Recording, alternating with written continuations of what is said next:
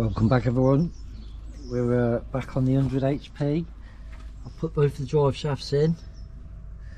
They went in like butter.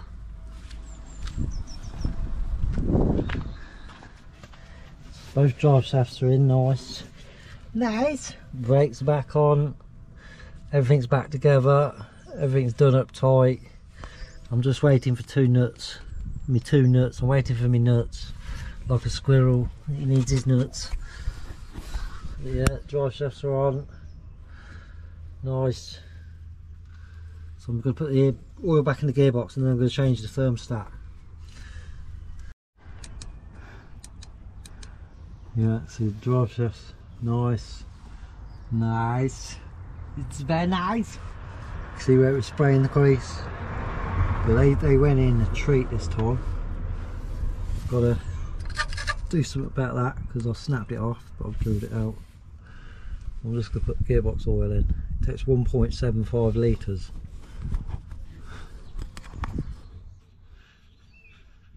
Or 1 litre, 750 millilitres. And then up there, get that thermostat off. Hopefully that'll solve the overheating issues. Once my nuts come, get them on and get the back wheels off and onto the front, and then drop the front down, get the back in the air and fix that, free all the brakes and stuff, and have a good look around the back end. And then it's just 2 tyres. Shocks have probably seen better days. Got 2 springs for the back. Yeah. Very nice. So the new thermostat's on. I've just got to push this pipe up more.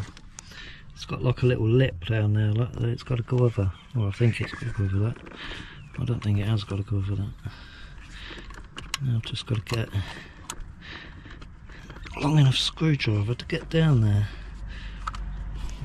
and then top it back up with water.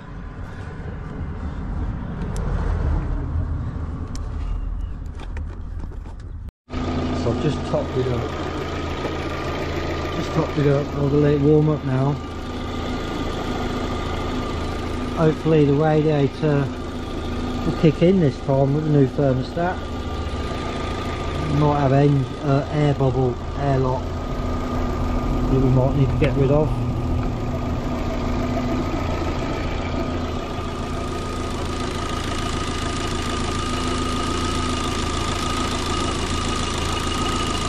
We'll get it up to temperature and then check the leaks. I've just soaked it in water like a twat. The machine runs a treat. Picks up a lovely. So yeah, I'll let it run up to temperature. And then if it's all no leaks, I'll put the battery tray back in properly, because that's not in properly. The other bit's there. Right, so even though I've changed the thermostat, I've checked all the fuses and relays, the fan's not kicking in. So I reckon it's something to do with that. This thing. Well, I don't know. Got a tester on that one, which is on the black-red wire, I think. Yeah, I'm on the red on that one. The fan works here. I'll put 12 volts to the fan and the fan works.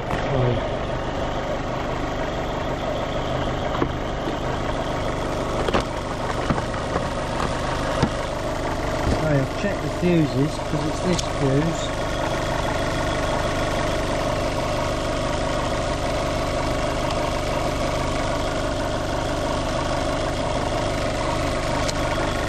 I've checked all the fuses and they're alright, and it's these relays, this relay and this relay, they seem alright.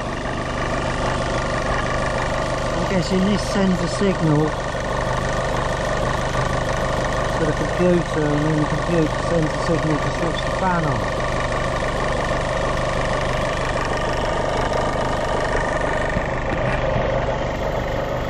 Well, I'm not sure. I'll try and work it out and come back and help. Any help, anyone? Help me! Welcome back. We're back doing the not this nice fine chimney. We wouldn't want to get that dirty. We're doing the Panda again. So I've just been tinkering with it and messing about with the relays, and I just started the car and the fan come on and it stayed on straight away. So I'm going to put some water in the tank and run it up to temperature, get it up to temperature and see whether it's a dodgy wire. I think it doesn't help that my battery's a bit cockily lockily. Yeah, so the fan's not knackered, the relays all click.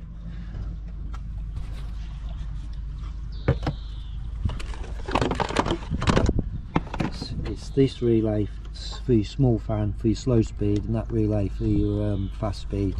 That fuse, and then 1, 2, 3, 4, that fuse. And all the fuses seem alright. I've had them in and out, and I think it's something to do with these, because I can put power to the thing on there and kick off the fan, but then when I put power to the one on here, it doesn't kick the fan off. So it's going to be one of these two wires, I reckon. But you can bridge that apparently, and then you only have the one fan speed, which is full bore.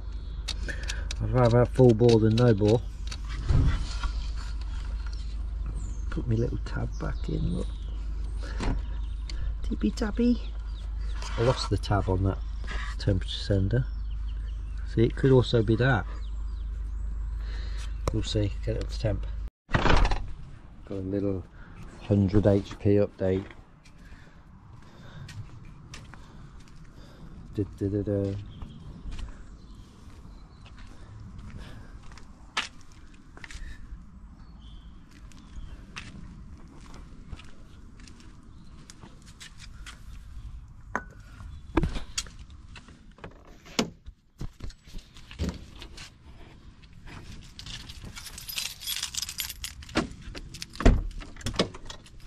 So I put the drive shafts in it.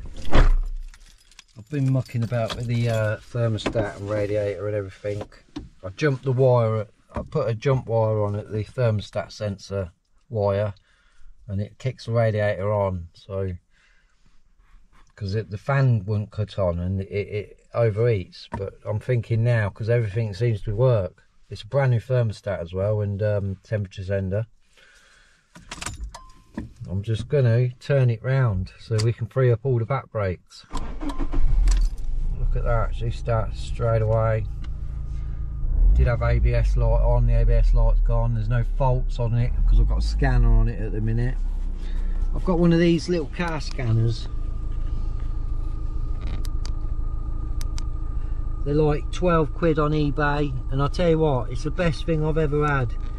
You can plug it into most cars, and every car, and even the Mercedes vans I had, it was brilliant. Yeah, she sounds good. Listen to this.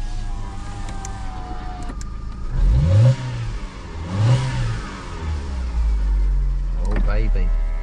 But the back brakes are locked on. The handbrake's like stiff as anything.